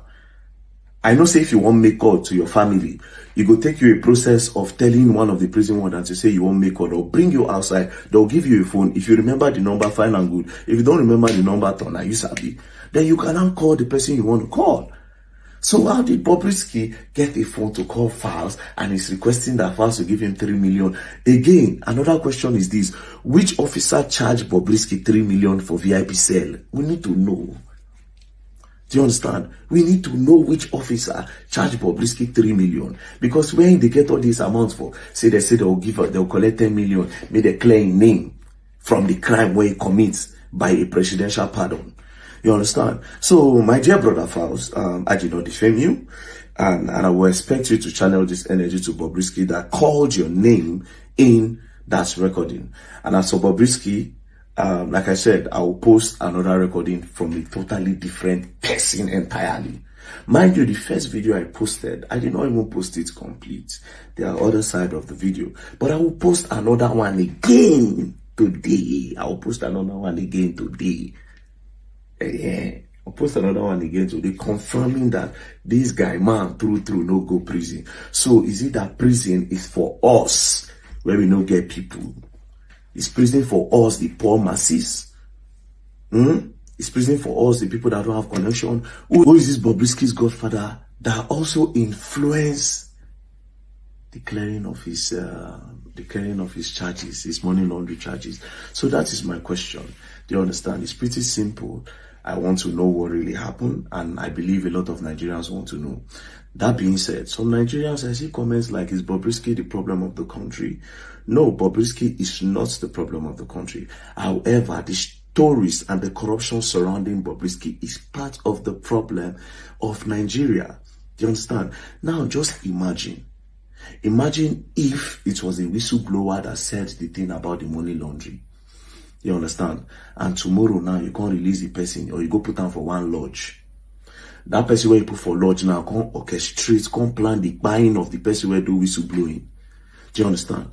They cannot investigate the person that is inside prison again now. They go say, this one they prison. That means another person do. They don't know say the person they outside. This thing is very deep, but you all don't understand. It's not about Bobrisky, it's about the corruption. Tomorrow now you go carry your Abelu. Do you understand? So what if Abelo pays and drop his charges and we think he's in prison?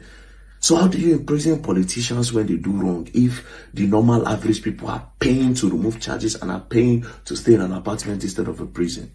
Nigerians will not get to our brain. Anyways, you all better don't play, else you're going to learn. And you will learn the hard way. Peace. You're going to learn.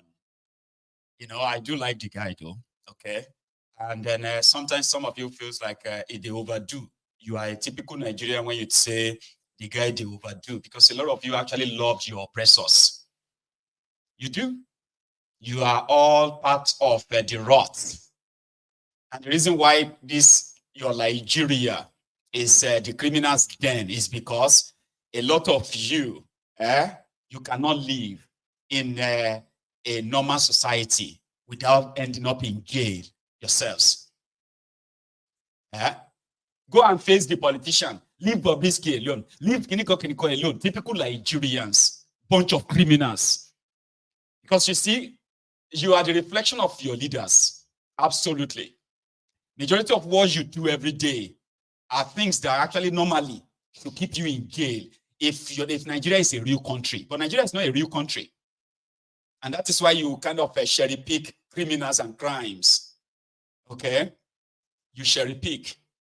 And it's all intertwined, by the way, where if you can pay your way out, you do not have to be punished for your crimes. Some people have the influence of manipulating the system all along. And that is why a lot of you, I've said it many times, you will see Nigerians inside a bus. And you will see policemen mounting roadblocks, collecting bribes. So if the bus driver, fails to pay the bribe, the same Nigerians in the bus, they will begin to shout at the driver.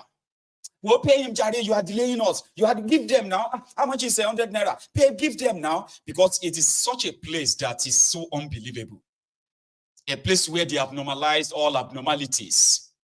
As for the apology request or something, he had this to say to Charles' father. Baba, I know kind of defame you. All right. First of all, I did not defame Uncle Femi Falana, and I will never, ever, ever defame Uncle Femi Falana. Uncle Femi Falana, SAN, is somebody that I respect 100%. Not because of his position as a SAN, but because of what he has used the position to do, representing the likes of me. The likes of me that speak against the ills of the society, abuse of power, abuse of influence, and also the bad dealings of the government. Uncle Falana have represented the likes of me and a lot of other activists. I am not an activist, however, but he has represented a lot of people that I personally know. Now, one other person that he represents that made me love him more is Fela Anikulapo Kuti. Fela Anikulapo Kuti is a role model to me, and I saw the way he spoke fearlessly, and I emulated everything, and I said, if I'll be on this earth, I will say it the way I feel it, and I will say it straight up. So imagine Uncle Femi Falana defending somebody like Fela. That means I extended the love to Uncle Femi Falana. Imagine somebody like Fela, Jesus Christ. I mean, Fela came and said Muhammadu Buhari is an animal, and Muhammadu Buhari was the head of state, and Uncle Femi Falana was his lawyer. How then will I defame him? I only reacted to the call Bobrisky made, which he put allegations that he Bobrisky was the one that alleged that Uncle Femi Falana and files connected Uncle Femi Falana and blah, blah, blah, and 10 million naira. Do you understand? And what I said is, I choose not to believe that Uncle Femi Falana will be associated with that. And if I will be disappointed, I will be disappointed because of his position in the society and because I know what he represents. Now, I had an option of cutting that video at the part where he mentioned files. Do you understand? But I refuse to, because I want an investigation on the matter. I want a thorough investigation on the matter. Now, let me even tell you guys what is funny. I have another one to post, which I will post tomorrow, that is from a totally different person again. Do you understand? I want a deep investigation on this issue. The EFCC was named. The Controller General of Prison was named, and then Uncle Femi Falana and files the bad guy. Do you understand? A deep investigation will clear everything, and if Bobrisky is lying, he should face the law for using somebody as big as Uncle Femi Falana to do something like that. Now, again, imagine if that video did not come to me and an anonymous just posted it online. That video would have just spread and people would have believed. I'm even 100% happy that what is happening now is happening now. Do you understand? So the thing will just break, the whole table will break, and what happened will come out. So Uncle Femi Falana, I, Osema St. Vincent, will never, ever, ever defame you. I will never, ever defame you, and I did not defame you. Thank you very much. I still love you. You are my daddy. Yes, you are my daddy. I love you 100%. Thank you very much. And what is even crazy is that on the top of my head, Uncle Femi Falana is an emergency contact. How did I even forget this? Yes, it's an emergency contact. Because to be very honest, I did talk. And to be honest, if person bad, even if the person get position, I did talk. So I don't really don't talk before. Say the day where we say one kind big person will get influence will come hold me. Now Uncle Femi Falana will represent me. So why would I defame Uncle Femi Falana? I'm highly disappointed of Nigerian government because the Nigerian government were highly disappointed in them due to foreseen circumstances. Definitely, I'm one of those people who are proving people should die in coronavirus is more better than people should die in hunger. Hunger kills more than coronavirus because some people are less privileged. Due to foreseen circumstances that I said it, some people are less privileged, which they are based on daily pay, which are not even based on salaries. But our government thinks that the lockdown is the best solution to coronavirus, and proving it to an extent and to the levels of alacrity that if someone die in coronavirus, it's more efficient to die in hunger, because some people will be at indoor.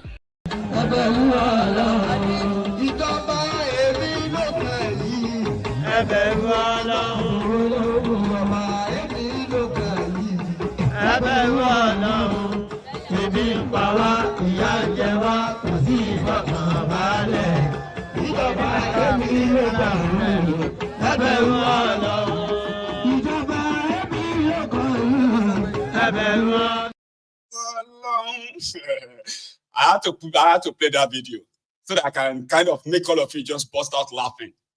Because the tension don't rise already. Tension don't rise. Everybody, I bet it's like everybody's face is like that. when you're watching that video like that. So you need to calm down. So let's come back to Nigeria is some real place. Nigeria is not a real place. And to keep your sanity, once in a while, watch Mayegun's Diary Political. You can have clarity, and your sanity can be in moderately normal. I promise you. So everybody, that is that. And according to the Minister of Interior, there is going to be investigation on all of this. And I also have, by the way, just so you know, I also have some new evidence too. They are not like, we can call them evidence. I've got some new evidence of what really transpired between this Bobrisky as well as the Nigerian EFCC, Nigeria Prison Service, and some of his godfathers. But if you know tight, if you know come together, I won't bring them to you, okay? So that you won't be saying, okay, Mayegun and so, that one is not enough. So until I have all of them that compiled that way, so that it will be easier for you to see through all the shenanigans and what is going on, and then you can possibly come back to say, Mayegun, you are right. This contraption cannot be saved. It doesn't look so.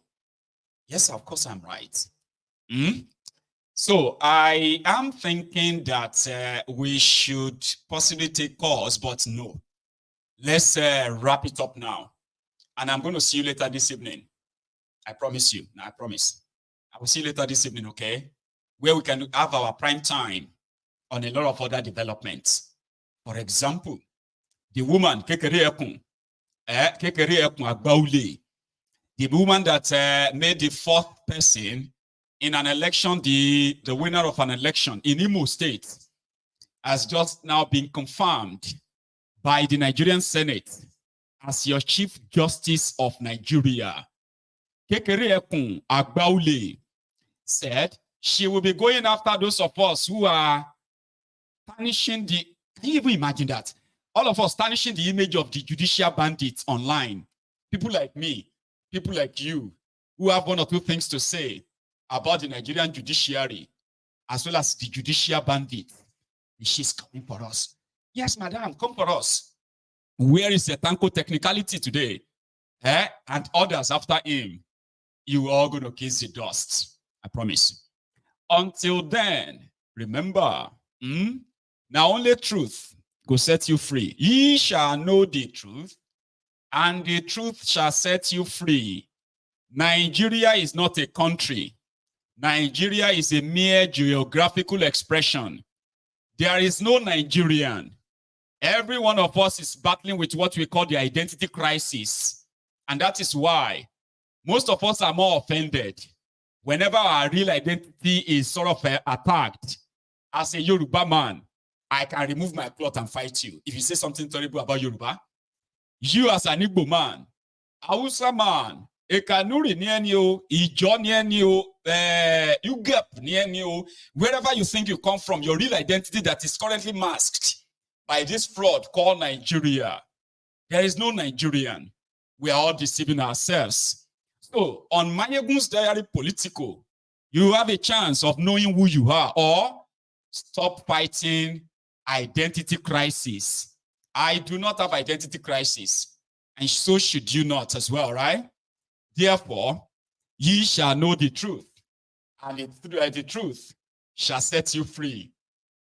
So join me later this evening, if you have the time. Until then, take it easy, stay safe, and good afternoon.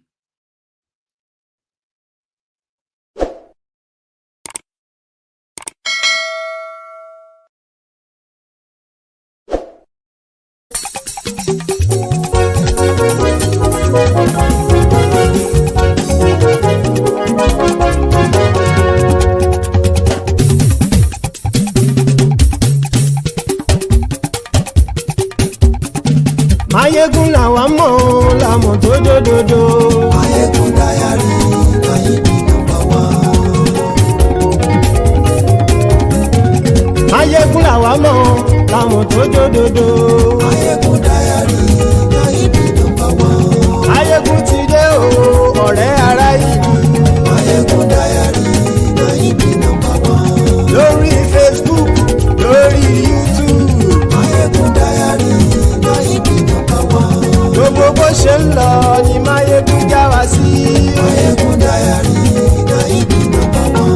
àṣírí ọ̀jẹ̀lú kì í bò níbẹ̀ o. Máyégún Diary Naibi #1. bó bá ṣe eré àní Máyégún máa wí. Máyégún Diary Naibi #1. ó sì tún ṣe eré wàá gbọ́ níbẹ̀ o. Máyégún Diary Naibi #1. Máyégún Diary politico. Máyégún Diary Naibi #1. Godfatherism kò sí lọ́rọ̀ Máyégún. Máyégún Diary Naibi #1. ẹ farabalẹ̀ sẹ́ o kẹgọ́rọ̀ lẹ́nu o.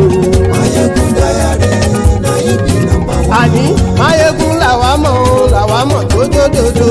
Máyégún Diary Naibi #1.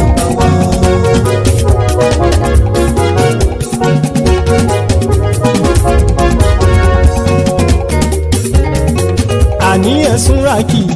Máyégún ti dé. Máyégún ti dé. ọ̀jẹ̀lú ẹ̀sùn rákì.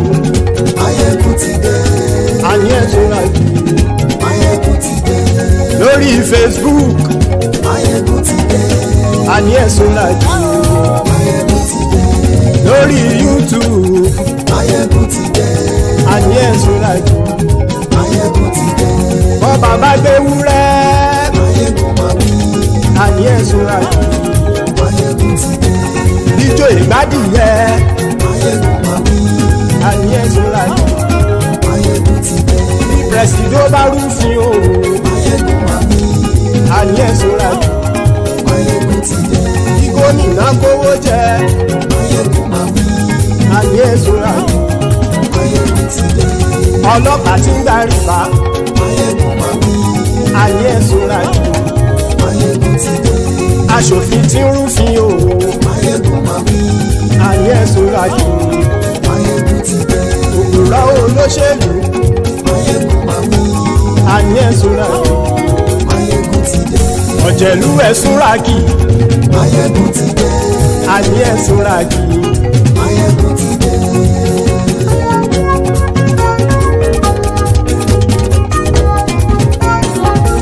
Máyégún ti dé. gbogbo ọ̀jẹ̀lú ẹ̀sùn rákì. Máyégún ti dé. gbogbo ọ̀jẹ̀lú ẹ̀sùn rákì. ṣùgbọ́n ní bá ti ṣe èyí tó yẹ kí wọ́n ṣe ọmọ bá dèrò ní fi wọ́n níran o. Máyégún ti dé. gbogbo ọ̀jẹ̀lú ẹ̀sùn rákì. Máyégún ti dé. gbogbo ọ̀jẹ̀lú ẹ̀sùn rákì. ṣùgbọ́n ní bá ti ṣe yìí tó yẹ kí wọ́n ṣe ọmọ bá dẹ́rọ̀ ò ní fi wọ́n níran. wọ́n fowó bẹ́ẹ̀ o. Máyégún ó sọ pé wọ́n ò bẹ́ẹ̀. wọ́n fowó bẹ́ẹ̀. Máyégún ó sọ pé wọ́n ò bẹ́ẹ̀. oníkan ṣáàtì ṣe èyí tó yẹ kí wọ́n ṣe fáwọn ará ìlú tó gbé wọn débẹ̀ o. àyè. Máyégún ti dé. gbogbo ọ̀jẹ̀lú ẹ̀sùn rákì. Máyégún ti dé. gbogbo ọ̀jẹ̀lú ẹ̀sùn rákì. ṣùgbọ́n ní bá ti ṣe yìí tó yẹ kí wọ́n ṣe ọmọ bá dẹ́rọ̀ ò ní fi wọ́n níran. kì máa yí ṣe eré ọ̀rọ̀ yìí kì í ṣe ẹ̀fẹ̀. kì máa yí ṣe eré ọ̀rọ̀ yìí kì í ṣe ẹ̀fẹ̀. ẹni bá ti lè lẹ́bọ̀ lẹ́rù o ọmọ bá dèrò kàṣà ìtú wọn síta. Máyégún ti dé. gbogbo ọ̀jẹ̀lú ẹ̀sùn rákì. Máyégún ti dé. gbogbo ọ̀jẹ̀lú ẹ̀sùn rákì. ṣùgbọ́n ní bá ti ṣe yìí tó yẹ kí wọ́n ṣe ọmọ bá dẹ́rọ̀ ò ní fi wọ́n níran. tẹnitẹni ọmọ Máyégún ọ̀rẹ́ ara ìlú mọ̀mọ́ ni mo fọlọ́hún ṣọ́ ẹ̀ bá kìlẹ́bù. lóòótọ́ olódodo ìlú ọ̀tá ìlú mọ̀mọ́ ni ìwọ ṣá máa ń ṣọ́ra kò sì mọ́ bẹ̀rù. bọ́tà ń lè rí bóníṣègùn lé káwọn mọ̀mọ́ fi ṣera wọn ni ó ti dẹrùn tí wọn ò gbọ́dọ̀ sì mọ́ bẹ̀. èèpo ọ̀gọ̀ lọmọ bá dérò tàjẹ́ ò gbọ́dọ̀ jẹ́ ó ti dọba lórí abínú ẹni kò sì mọ́ fòyà. àìsíwọ́lu ní ẹnìkẹ́ ìgbódì ẹyin lábàrá o ó kó ẹni tó bá dán wò á kàmù. Máyégún ti dé gbogbo ọ̀jẹ̀lú ẹ̀ túnra kì. Máyégún ti dé gbogbo ọ̀jẹ̀lú ẹ̀ túnra kì o. Ẹ̀yin bá ti ṣe èyí tó yẹ kí wọ́n ṣe ọmọ bá dèrò òní fi wọ́n níran o. Máyégún ti dé gbogbo ọ̀jẹ̀lú ẹ̀ túnra kì. Máyégún ti dé gbogbo ọ̀jẹ̀lú ẹ̀ túnra kì. Ṣùgbọ́n ní bá ti ṣe yìí tó yẹ kí wọ́n ṣe ọmọ bá dẹ̀rọ̀ òní fi wọ́n níran.